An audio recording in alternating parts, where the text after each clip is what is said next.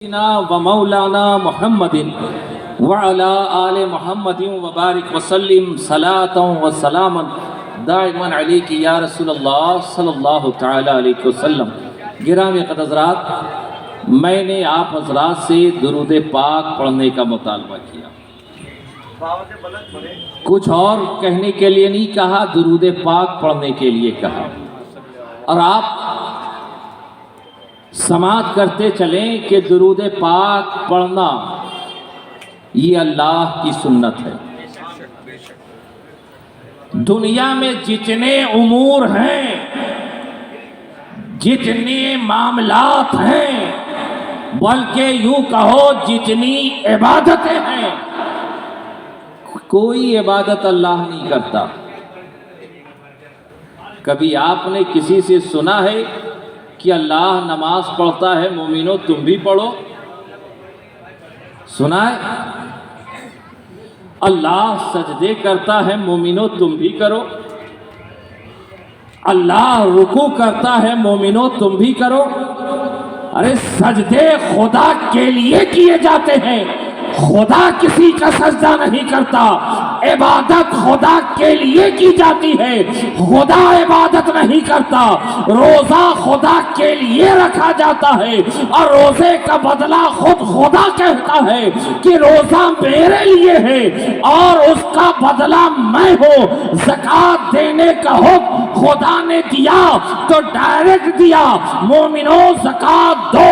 روزہ رکھنے کا حکم ملا تو ڈائریکٹ ملا، کتب علیکم الصیام نماز کا حکم ملا تو ڈائریکٹ ملا، اقیموا الصلاۃ نماز قائم کرو، واتوا الزکوٰۃ زکوٰۃ ادا کرو، اتموا الصیام الی اللیل رات تک روزے رکھو، کتب علیکم الصیام روزے تم پر فرض کیے گئے۔ عبادت کا حکم مل رہا ہے، خدا ڈائریکٹ دے رہا ہے، مومنوں نماز پڑھو، مومنوں عبادت کرو، مومنوں روزے رکھو، مومنوں کعبہ کا طواف کرو، صفا و مروہ کی سعی کرو، حجر اسود کو بوسہ دو، مقام ابراہیم کی تعظیم کرو، دعائے عرفات کرو، وقوف منی کرو۔ عبادت کا حکم ملا تو ڈائریکٹ ملا، مومنوں عبادت کرو۔ لیکن جب مصطفیٰ پر درود پڑھنے کی باری آئی تو یہ نہیں کہا گیا مومنوں درود پڑھو، بلکہ خدا درود کا اشتیاق تمہارے سینوں میں پیدا کر کے نبی کا مشتاق بنا کر پہلے اعلان کرتا ہے، ان اللہ و ملائکتہ یصلون علی النبی، کہ بے شک اللہ اور اس کے فرشتے نبی پہ درود پڑھا کرتے ہیں۔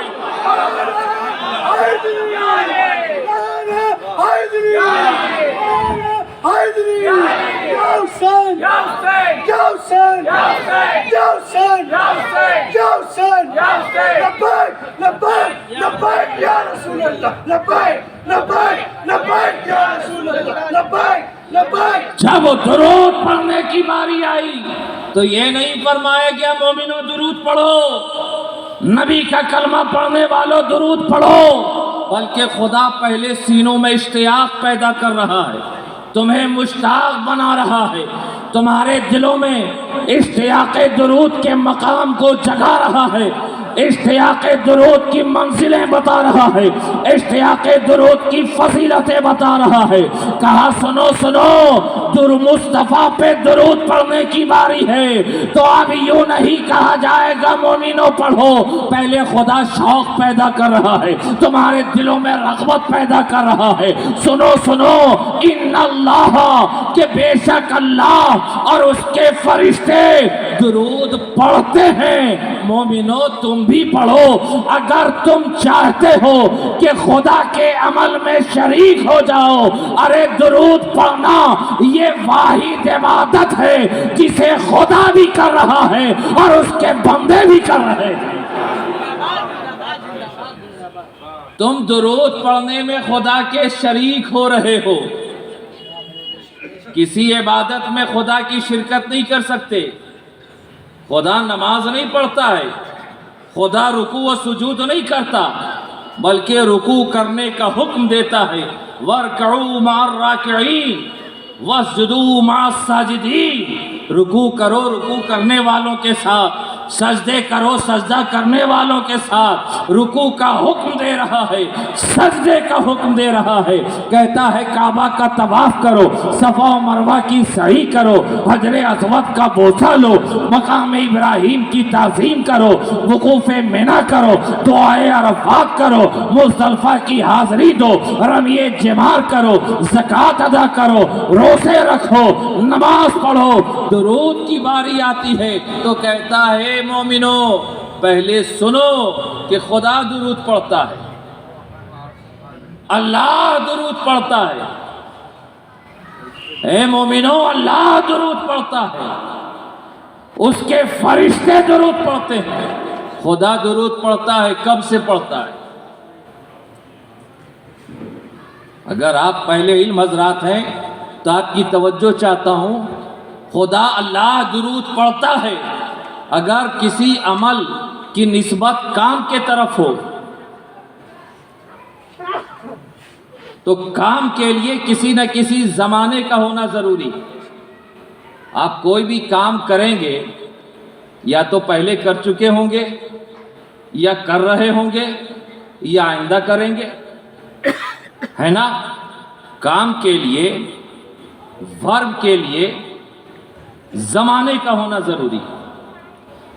تینوں زمانوں میں سے کوئی نہ کوئی زمانہ کام میں پایا جائے گا۔ ضربہ مارا، یعنی مانا سننے کے بعد پتہ چل گیا مارا زمانے ماضی میں مار چکا ہے۔ یضربو مارتا ہے یا مارے گا۔ اگر عمل کی نسبت کسی زمانے کی طرف کر دی جائے اور عمل میں کام میں کوئی نہ کوئی زمانہ پایا جاتا ہے،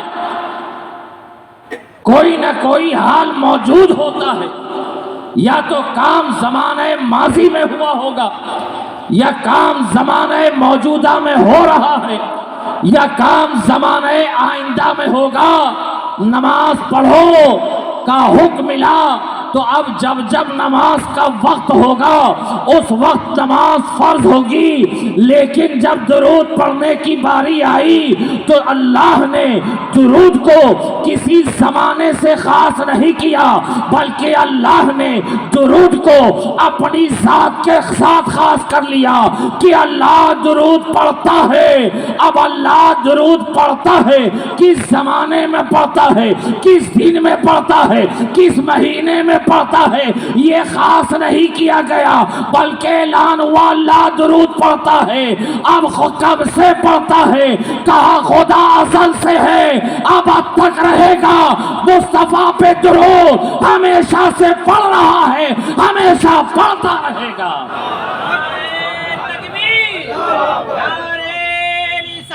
عظمت میلاد مصطفیٰ، عظمت درود پاک، شان مصطفیٰ۔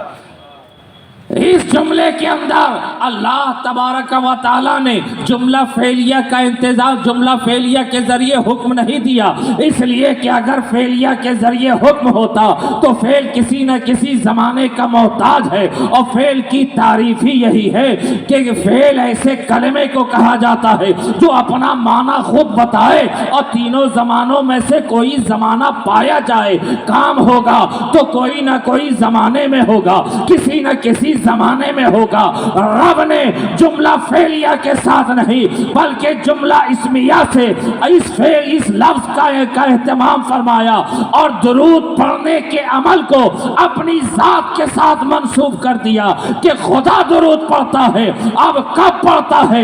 ارے جب سے خدا ہے تب سے درود پڑھ رہا ہے، جب تک خدا رہے گا تب تک درود پڑھتا رہے گا۔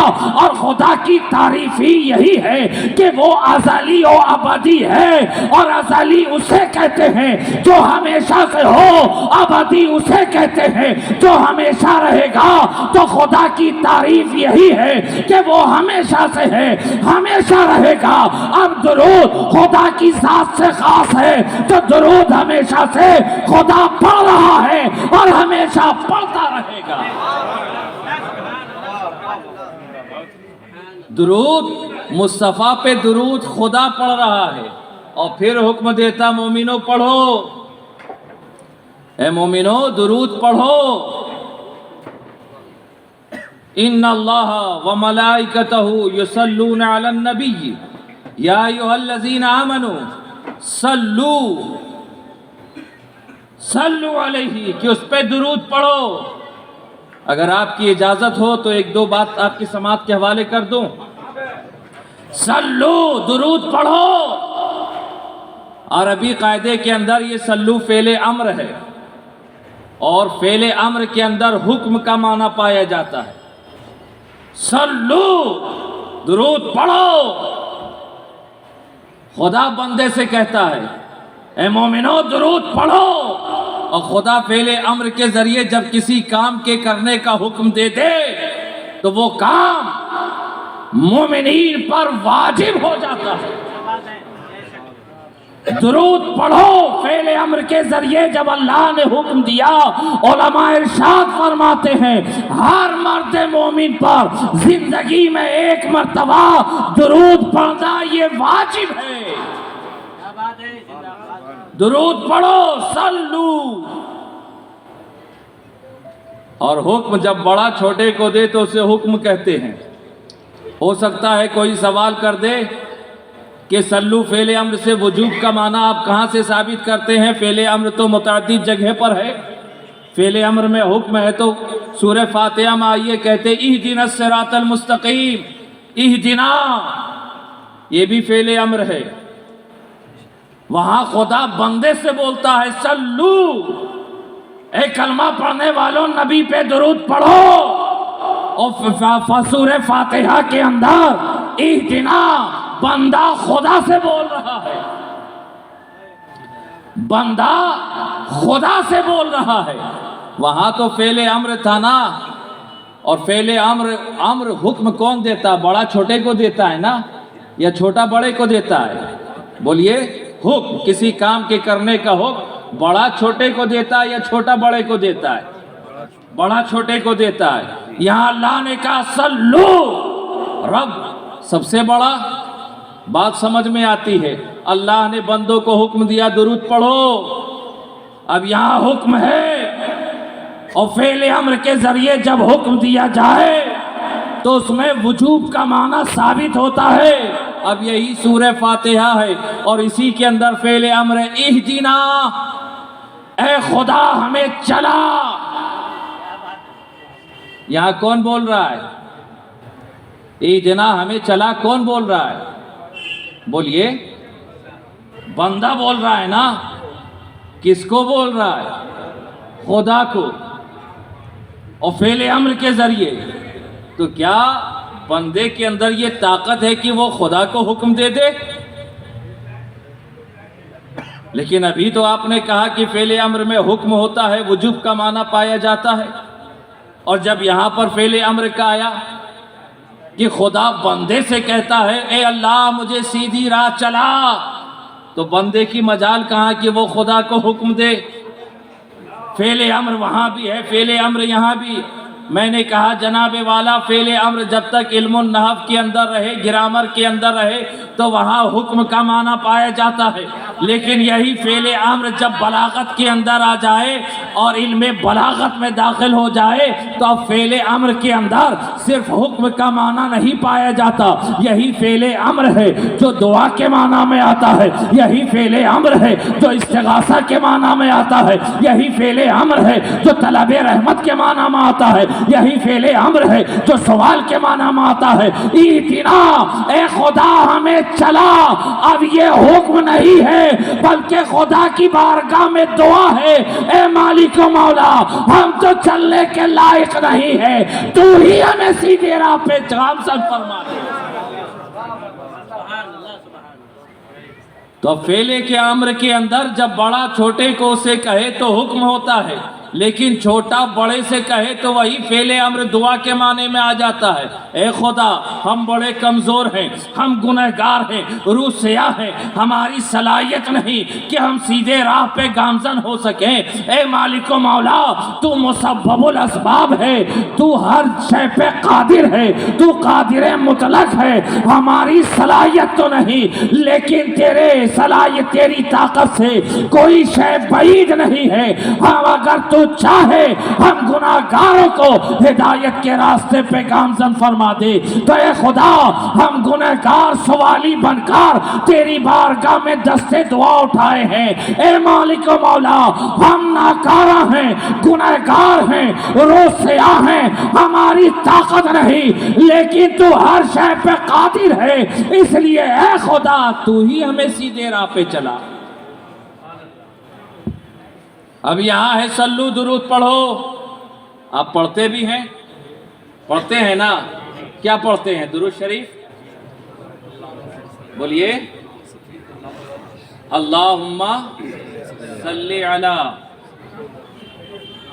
اللہم صلی علی محمد, یہی درود پڑھتے ہیں نا. خدا نے کہا مومنو درود پڑھو, صلو درود پڑھو, اور جیسے ہی حکم سنا میں نے کہا اللہم صلی علی محمد. اس کا ترجمہ جانتے ہیں؟ اللہم صلی علی محمد کا اللہم کے معنی اے خدا, اللہم کے معنی اے خدا, اللہم صلی علی, اے خدا تو درود پڑھ. بات آ رہی سمجھ میں؟ خدا نے ہم سے آپ سے کہا کہ نبی پہ درود پڑھو. خدا نے ہم سے آپ سے کہا نبی پہ درود پڑھو, اور آپ نے کیا پڑھا؟ اللہم صلی علی محمد, اے خدا تو محمد پہ درود پڑھ. اللہم صلی علی محمد کا کیا معنی یہی ہے نا, اے خدا تو درود پڑھ, محمد پہ تو درود پڑھ. میں حیران و پریشان ہوں, خدا نے تم سے کہا کہ تم درود پڑھو اور خدا کو تم کہتے ہو کہ اے خدا تو محمد پہ درود پڑھ. بات سمجھ میں نہیں آتی. خدا تو بار بار کہتا ہے اے مومنو اللہ اور اس کے فرشتے درود پڑھتے ہیں, مومنو تم بھی پڑھو. اور جیسے ہی پڑھنے کا حکم سنا ہم نے کہا اللہم صلی علی محمد, اے خدا تو ہی محمد پہ درود پڑھ دے, اے خدا تو ہی محمد پہ درود پڑھ دے. اور ایسا ہی درود پڑھنے کا نبی نے حدیث میں ہمیں درس بھی دیا. درود پڑھنا نبی نے سکھایا تو اسی طرح سکھایا, اللہم صلی علی محمد وعلی آل محمد. اے خدا تو ہی مصطفیٰ پر محمد پہ درود پڑھ اور ان کی آل پہ درود پڑھ. عقل حیران و پریشان ہے. خدا مجھ سے کہہ رہا ہے کہ تم درود پڑھو, میں خدا سے کہہ رہا ہوں کہ تو محمد پہ درود پڑھ. آخر معاملہ کیا ہے, بات کیا ہے؟ خدا نے کہا درود پڑھو, ہم نے بس کہا اے خدا تو محمد پہ درود پڑھ, اس لیے کہ ہم نے آج تک محمد کو جانا ہی نہیں. اس لیے کہ محمد سے ہم نے یہی سنا یا ابا بکرین لم یعرفنی حقیقت غیر ربی, اے ابو بکر میری حقیقت کو میرے رب کے علاوہ کسی دوسرے نے نہیں جانا.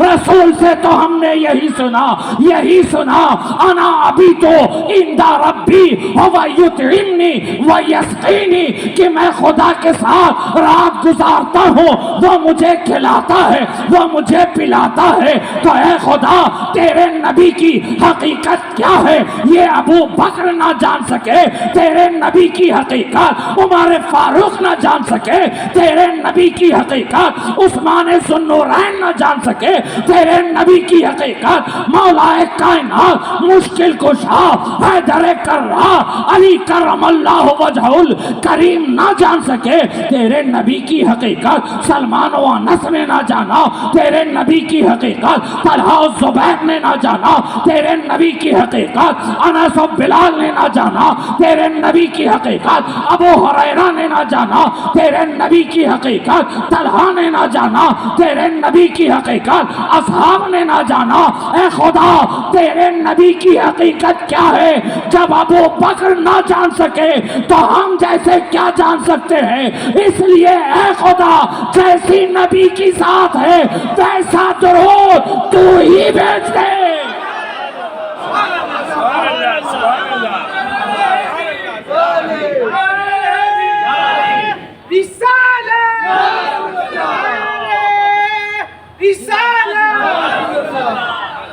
اے خدا تیری نبی کی تیرے نبی کی حقیقت کو ابو بکر نہ جان سکے جو یار غار رہے، غار میں ساتھ ساتھ رہے، مسجد نبوی میں تیرے نبی کی اقتداء میں جنہوں نے نمازیں ادا کی، تیرے نبی کی معیت میں جس نے کعبہ کا طواف کیا، تیرے نبی کی صحبت میں جس نے صفا و مروہ کی سعی کی، تیرے نبی کی صحبت میں جس نے حج کے ارکان ادا کیے، جس نے نبی کے صبح و شام کو دیکھا، جس نے نبی کے دن اور رات کو دیکھا، جس نے نبی کی تنہائی بھی دیکھی، نبی کی انجمن کو دیکھا، جس نے نبی کی رات بھی دیکھی، نبی کا دن بھی دیکھا، جس نے نبی کی انجمن بھی دیکھی، نبی کی تنہائی بھی دیکھی، جو نبی کے ساتھ ساتھ رہے، میدان میں ساتھ ساتھ رہے، بازار میں ساتھ ساتھ رہے، کعبہ کے طواف میں ساتھ ساتھ رہے، جنگ و قتال میں ساتھ ساتھ رہے، جو غار میں رہے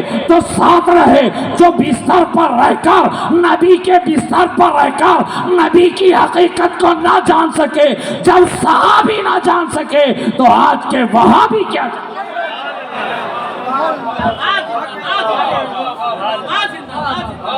نبی کا اعلان ہے، اے ابو بکر میری حقیقت کو میرے رب کے علاوہ کسی اور نے نہیں جانا، یہ حدیث رسول ہے۔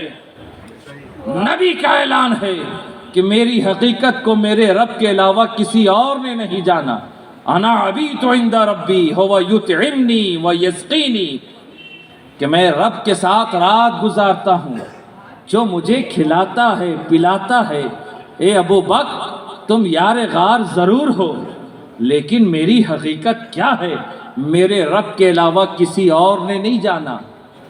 جب نبی کی حقیقت کو رب کے علاوہ اور کسی نے جانا ہی نہیں تو نبی کی شان کیا ہے، نبی کا مقام کیا ہے، نبی کا مرتبہ کیا ہے، ساتھ میں رہنے والے صحابی نہ سمجھ سکے تو ہم جیسے گناہگار کیا خاک سمجھیں گے۔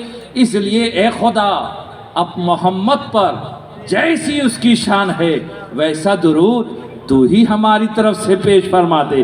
اللہم صلی علی محمد، اے خدا جیسی نبی کی ذات ہے ویسا درود تو بھیج دے۔ اس لیے جب اللہ کا حکم ہوتا ہے صلو علی النبی، نبی پہ درود پڑھو، ہم گنہگار ہاتھ باندھ کر فوراً خدا کی بارگاہ میں کہتے ہیں اللہم صلی علی محمد وعلی آل محمد۔ اے خدا تو ہی محمد کو جانتا ہے، اب جیسا جانتا ہے ویسا ہی درود محمد پر بھیج، آل محمد پر بھیج۔ ہم تو محمد کی میم تک نہ پہنچ سکے تو پورے محمد کو کیا جانیں گے۔ جیسی ذات ہے ویسا درود ذات محمد پر بھیج۔ اللہم صلی علی سیدنا و مولانا محمد وعلی آل محمد وبارک وسلم، صلاۃ و سلام دائم علیک یا رسول اللہ صلی اللہ تعالی علیہ وسلم۔ گرامی قدر حضرات، نکات سو بہت سارے ہیں لیکن وقت کے دامن میں اتنی وسعت نہیں کہ میں اپنی بات کو آگے بڑھا سکوں۔ صرف میں نے جس آیت کریمہ کی تلاوت کا شرف حاصل کیا، رب قدیر ارشاد فرماتا ہے کلو نفس ذائقۃ الموت۔ میں نے ایسی آیت کی تلاوت کی جس کا ترجمہ آپ بھی جانتے ہیں کہ ہر جاندار کو، ہر ذی روح کو موت کا مزہ کیا کرنا ہے؟ چکھنا ہے۔ تو یاد رکھیے قرآن کے ترجمہ کو، قرآن ہی کا اعلان ہے کہ موت کا مزہ چکھنا ہے، کھانا نہیں ہے۔ موت چکھنا ہے، کھانا نہیں ہے۔ کھانا صلاۃ و سلام کے بعد آپ کھائیں گے، ہے نا؟ قرآن کہہ رہا ہے موت کا مزہ چکھنا ہے، موت چکھانے آتی ہے، لقمہ اجل بنانے نہیں آتی۔ آپ اس فکر میں، اس سوچ میں جو زندگی گزار رہے ہیں، مر جائیں گے کل مٹی میں مل جائیں گے، سارے معاملات ختم ہو جائے گا، ایسا کچھ بھی نہیں ہے۔ موت مزہ چکھانے آتی ہے، ایک دنیا سے دوسری دنیا لے جانے آتی ہے۔ اگر مر کر سارا معاملہ ختم ہو جاتا، قبرستان جاتے ہیں نا آپ، گزرتے ہیں نا، السلام علیکم یا اہل القبور کہتے ہیں نا، بولیے کہتے ہیں کہ نہیں کہتے؟ اس کا معنی کیا ہے بھائی؟ اے قبر والے تجھ پر سلامتی ہو، یہی ہے نا معنی؟ جو مر کر مٹی میں مل گیا اس کے لیے سلامتی کی دعا کیسی؟ جو مر کر مٹی میں مل جائے اس کے لیے سلامتی کی دعا کیسی؟ یہ ایصال ثواب کی محفل سجائی جا رہی ہے، اہل خانہ علماء دعا کر رہے، مرحوم کی مغفرت فرما، تمام عذاب قبر سے محفوظ فرما، قبر کی دشواریوں سے، ہولناکیوں سے محفوظ فرما۔ یہ دعائیں کس لیے ہیں؟ اگر مر کر سارے معاملات ختم ہو گئے تو دعا کوئی معنی نہیں، کوئی فائدہ نہیں پہنچاتی۔ لیکن حدیث میں ہے قبرستان جاؤ، قبرستان سے گزرو تو سلام کرو، السلام علیکم یا اہل القبور، میت کے لیے دعائے مغفرت کرو، ایصال ثواب کرو۔ اور نبی کی اور حدیث میں بھی ہے کہ نبی نے قبر میں عذاب ہوتے ہوئے دیکھا۔ میں اب اس کی تفصیل میں نہیں جاؤں گا۔ عذاب قبر سے کے لیے ہم دعا کرتے ہیں، ایصال ثواب کرتے ہیں، میت کے لیے قبرستان والوں پر ہم سلامتی کی دعا کرتے ہیں۔ اگر مر کر سارے معاملات ختم ہو گئے تو یہ عمل کس کام کے؟ لیکن ہمارا سلام کرنا، ایصال ثواب پہنچانا اس بات کی دلیل ہے کہ وہاں بھی زندگی ہے، زندگی گزارنے کا طریقہ کچھ اور، زندگی ہے، زندگی گزارنے کا طریقہ کچھ اور ہے۔ اس دنیا میں آنے سے پہلے بھی انسان شکم مادر میں تھا، زندہ تھا، وہاں کی دنیا کچھ اور تھی، زندگی گزارنے کا طریقہ کچھ اور تھا۔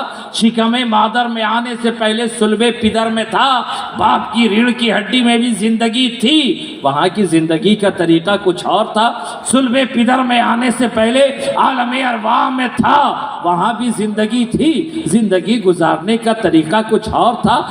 دنیا بدلتی جا رہی ہے، زندگی گزارنے کا طریقہ بدلتا جا رہا ہے۔ عالم ارواح سے سفر کرتے ہوئے، عالم ارواح سے سفر کرتے ہم صلب پدر میں پہنچے، صلب پدر سے سفر کرتے ہوئے شکم مادر میں پہنچے، شکم مادر سے سفر کرتے ہوئے اس خاک گیتی میں آئے۔ جب تک منشاء الہی ہوگا اس دنیا میں ہم زندگی گزاریں گے، حکم ہوگا کوچ کرو، پھر ہم یہاں سے قبر کی دنیا میں جائیں گے۔ جب تک منشاء الہی ہوگا انسان قبر کی دنیا میں رہے گا، پھر حکم ہوگا کہ یہاں سے اٹھو، میدان محشر میں حاضری ہوگی۔ جب تک منشاء الہی ہوگا ہم میدان محشر میں رہیں گے، پھر حکم ہوگا سفر کرو۔ انسان اعمال کے اعتبار سے جہنمی جہنم میں جائے گا، جنتی جنت میں جائے گا، تو سفر جاری ہے، سفر ختم کب؟ سفر تو جاری ہے، بس سفر کرنے کا طریقہ بدلتا جا رہا ہے، زندگی گزارنے کا طریقہ بدلتا جا رہا ہے۔ مگر دوستو اس دنیا میں آئے اور اس دنیا کے بعد قبر کی دنیا میں جانا ہے۔ جتنے احکامات ہیں اسی دنیا میں ہے، نماز پڑھو یہیں، روزے رکھو یہیں، زکوٰۃ دو یہیں، حج کرو یہیں، والدین کی فرما برداری کرو یہاں، بچوں پہ شفقت کرو یہاں، دوستوں کے ساتھ محبت کرو یہاں، رشتہ داروں کے ساتھ حسن سلوک کا برتاؤ کرو یہاں، اللہ کا حق ادا کرو اسی دنیا میں، بندوں کا حق ادا کرو اسی دنیا میں، حلال کرو اسی دنیا میں، حرام سے رکو اسی دنیا میں۔ قبر میں گئے اب کوئی نماز نہیں، ایک وقت کی نماز بھی نہیں ہے قبر میں، ایک روزہ بھی قبر میں نہیں ہے، نہ حج ہے، نہ زکوٰۃ ہے، نہ والدین کی اطاعت ہے، نہ فرما برداری، کوئی عبادت نہیں۔ وہاں صرف عبادت اور دنیا کا رزلٹ دینے کی جگہ ہے۔ جیسی عبادت، جیسا عمل، جیسا کردار تم نے دنیا میں کیا ہے اس کے حساب و کتاب کی جگہ ہے۔ اصل حساب و کتاب تو میدان محشر میں ہوگا، ابتدا یہاں سے ہے۔ अमाल साथ में लेकर के आया, न बैंक बैलेंस साथ में जाएगा, न बुलंद इमारत साथ में जाएंगी, ना आपका इज्जो वक़ार, जाहो जलाल, तख्तो ताज कुछ साथ में नहीं जाएगा। बस आप होंगे, कब्र की तारीकी होगी, तन्हाई होगी और आपके अमाल होंगे। कोई हमदर्द नहीं होगा, कोई मददगार नहीं होगा, ना वहाँ बाप की शफकत होगी, ना माँ की मोहब्बत होगी, कुछ नहीं होगा। बस आप होंगे, आपका अमाल होगा। अमाल अच्छे रहे, अगर शरीयत के मुताबिक अमाल रहा तो हुक्म होगा नम का नुमुमतिल उरूसी, सो जा जिस तरह एक दुल्हन बेखौफ व खतर सुहाग की सेज पर सोया करती है। अमाल शरीयत के मुताबिक हुए और अगर तबीयत के मुताबिक हुए तो फिर तो फरिश्ते तैयार हैं। कम से कम अदना अजाब तो ये है कि ऐसे फरिश्ते हैं जो आँखों से देख सकते, कानों से सुन नहीं सकते। हाथ में एक दुर्रा होगा, एक कोड़ा होगा, उस कोड़े की हैयत ये है, आलम ये है कि अगर फरिश्ते उस कोड़े से हिमालय की चोटी पे मार दे तो वो पत्थर रूई के गाले की तरह आसमान में उड़ने लग जाए। बस आप होंगे, फरिश्तों का वह कोड़ा आपका फैसला कर रहा होगा। जिस्म रेजे रेजे में होगा, फिर सिमट आएगा, फिर रेजे रेजे में होगा, फिर सिमट आएगा। आप सोचेंगे जिस्म तो बाकी ही नहीं रहता, तो जनाब इसी जिस्म के अंदर रीढ़ की हड्डी में एक शय है जिसका नाम है जिस्म, और जो आपका ये ज़ाहिरी जिस्म है उसी जिस्म का ज़ेरॉक्स कॉपी है। जब बरोज़े क़यामत इंसान कब्र से उठाया जाएगा वो जिस्म बाकी रहेगा और वही जिस्म पूरे नुमू के साथ पूरे आपकी ज़ाहिरी हालत में वही जिस्म दोबारा होगा और कब्र से उठाए जाओगे। तो कब्र में अज़ाब कब्र है।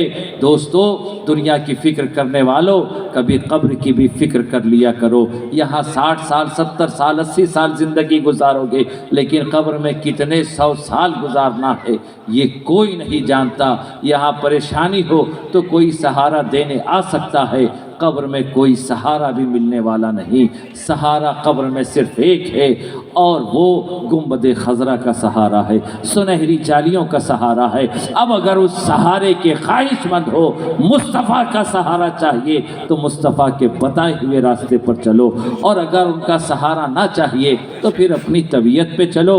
वहाँ जैसा होगा देख लिया जाएगा। तुम्हें हम देखेंगे, हमें तुम देखना। ऐसा नहीं है कि कोई नहीं देखेगा, सबकी हालत देख रहा होगा, है ना। दुनिया में परेशानी आती तो कहते या अल्लाह, ज़िंदगी से बेहतर तो मौत है ना। लोग घबरा के कहते हैं कि मर जाएंगे, और मरकर ना चैन मिला तो किधर जाएंगे, किधर जाएंगे। ए दुनिया की कामयाबी की तलाश जुस्तजू में सरगर्दा रहने वालों, आप तिजारत करने वाले हो, बिजनेसमैन हो, आप देखते हो प्रॉफिट किधर है, जिधर प्रॉफिट उधर भागते। तो ज़रा अपनी ज़िंदगी के लिए अंदर भी देख लो फ़ायदा किधर है। ये चंद साला ज़िंदगी है, उधर हमेशा की ज़िंदगी है। अब फ़ायदा किस में है?